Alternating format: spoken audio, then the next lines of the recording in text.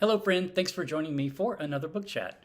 Today let's spend some time with Fate Ugly Swans by Arkady and Boris Strugatsky, some Russian science fiction from the Soviet era. Originally published in 1989, I read a translation by Maya Vinokour that was published in 2020. So yeah, Fate Ugly Swans has a complicated publication history, which is described in the back of the book. There's an afterword by Boris Strugatsky that explains how both Fate and Ugly Swans came to be. You know, this is a nested novel, so the odd chapters are Fate and the even chapters are Ugly Swans. And so it didn't start out life this way, though. It started out as two different books, but they fit together really well, and I'll describe more about that here in a bit. But this is the 8th of the Strugatsky novels that I have read. I just love this Soviet era Russian science fiction, and as new translations have been hitting the English language market over the last few years, I've been reading the new translations, and if you're going to read these works, I definitely recommend, if you're going to read them in English, I definitely recommend that you get the newer translations, because the old translations from like the 70s sometimes were bootlegged and pirated and weren't from the original Russian, so the best translations are the most recent ones. But the 8, I have read 8 now total. Previously, I read Hard to Be a God, Monday Starts on Saturday, The Snail on the Slope, The Inhabited Island, Roadside Picnic, Definitely Maybe, and The Doomed City.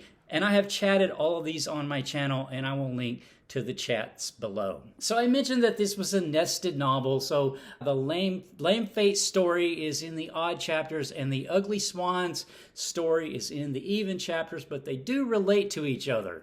Just a spoiler warning though, I don't want to give away anything in this chat that would detract from a first-time reader's experience with this novel, because there is quite a bit of mystery going on, and also the plot unfolds in a certain way, and I don't want to give that away. But what I'll do is just give a general description of both Fate and Ugly Swans, and then I will also talk about just some general thoughts and themes that I took away from reading this book. So Fate tells the story of a fairly successful middle-aged writer by the name of Felix Sorokin. He's written mostly novels based around his history in the military. So these novels sell pretty well. They're, typically kind of like, I gathered, kind of like war stories. And, so he's been somewhat successful with that because that's what can get published. He's been instructed to take in a sample of his writing to a research office that has developed a machine known as a lithometer, which can actually predict how well a book is going to sell. And it will come up with something known as a MPRN, a maximally probable reader number, that will be assigned just based on a one-page sample of writing. So he's struggling in deciding what of his work to take in for this sample. And he avoids going in at all costs. He really doesn't want to do this. He has what he considers his masterpiece is kept in this blue folder, and it's just called the blue folder. And this is a work that he has written that was a labor of love, but which he feels like will never be able to be published in his lifetime. So it's in the blue folder. But does he dare to take that in as a sample for this machine or something else? And I won't give that away. But to me, that was an extremely interesting part of Fate. Then it turns out that what is in the blue folder is actually Ugly Swans. It's the novel that is in the blue folder in Fate is Ugly Swans. So Ugly Swans tells the story of a writer named Viktor Banev, who's a successful writer who has run into some political, I gather, difficulty in the capital. And so he's returned to his hometown to find it very much changed. It rains all the time. It's in this sort of state of decay. The town has these inhabitants there now called clammies. clammies have a mysterious disease known as spectacle disease.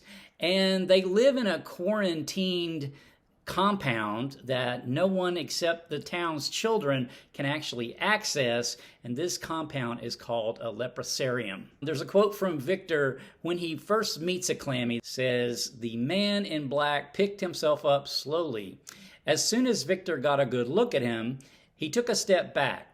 It was a patient from the leprosarium, a clammy, or four eyes, as they were called due to the yellow rings around their eyes." So Victor's this divorced man who has this estranged daughter who is in the orbit of the clammies. The young people of the town in general seem to be drawn to the clammies. This is sort of like the Pied Piper, right? The clammies have all sorts of They're very advanced, it seems like. For one, they can control the weather. They exist by reading. So if they don't read, they actually starve to death and die. So I think that's super interesting. The young people want to completely really discard the past, and I think that's one of the themes. I'm going to talk more about that here in a moment, that I really took away from the book. They're very indifferent to the past. They feel like the past has nothing to tell them.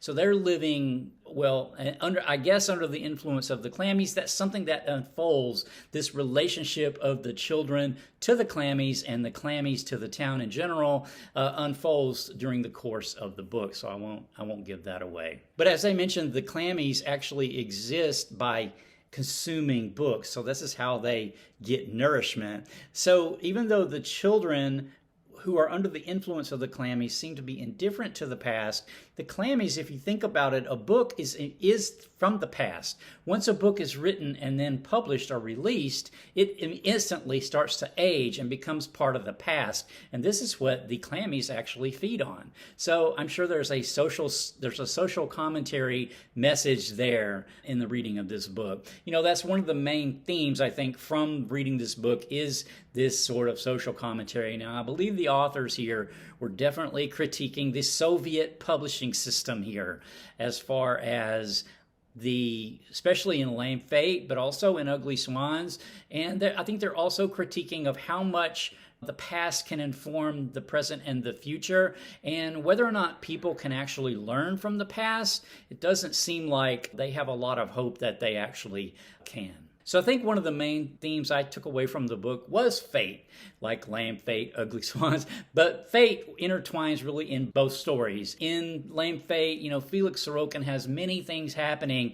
He remarks on the person, the being who's controlling my fate seems to be, so a lot of things happen to him that he feels like he has to go along with, or he's being sort of pushed along on a track that he doesn't necessarily want to be on, but nevertheless he's on. And then Victor Banoff in Ugly Swans says at one point, "Yet again they're jockeying for some prize, while we who don't care about either side and want only to be left alone are yet again forced to leave our homes, to trample each other, to flee, to save ourselves, or worse, we're forced to pick a side without knowing or understanding anything, taking your word for it, or not even your word, just whatever scraps you happen to throw our way, forced to shoot each other, chew each other to bits."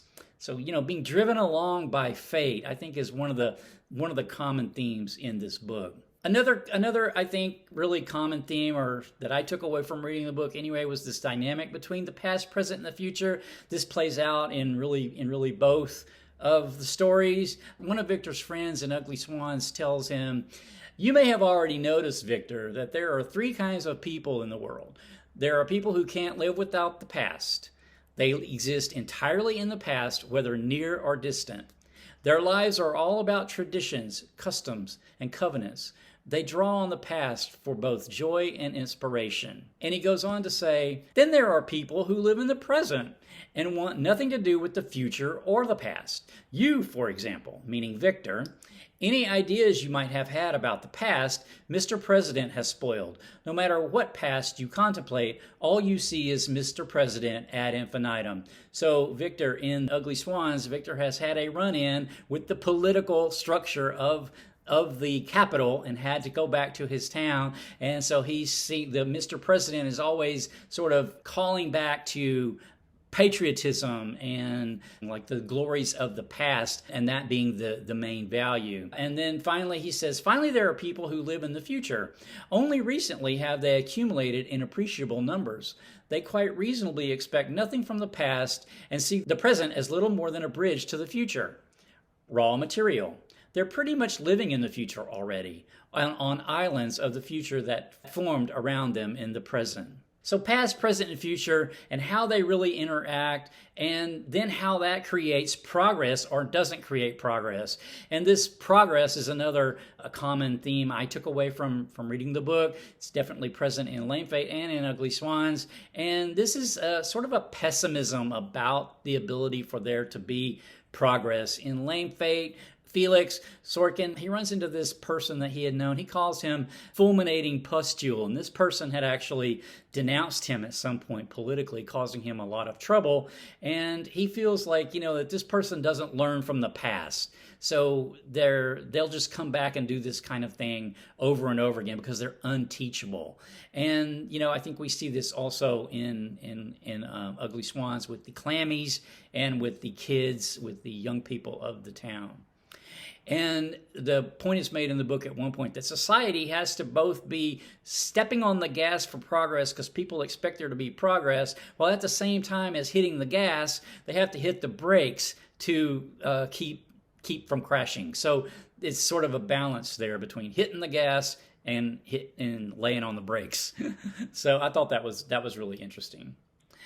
So this was a really fun and fascinating read. It's funnier than I'm probably describing here. It's actually quite humorous, the way that it's written, although it does have this pretty serious, I think, social commentary involved with it. Nevertheless, it was a lot of fun. So there is a couple of books, new translations coming out next year. I'm blanking on what they are right now off the top of my head, but I will have some more Strugatsky brothers coming up in 2023. So my next chat is actually going to be, let me just call up the cover. It is going to be David Copperfield by Charles Dickens. I have finished this already, and I will have a chat on it coming up soon. Until next time, take care.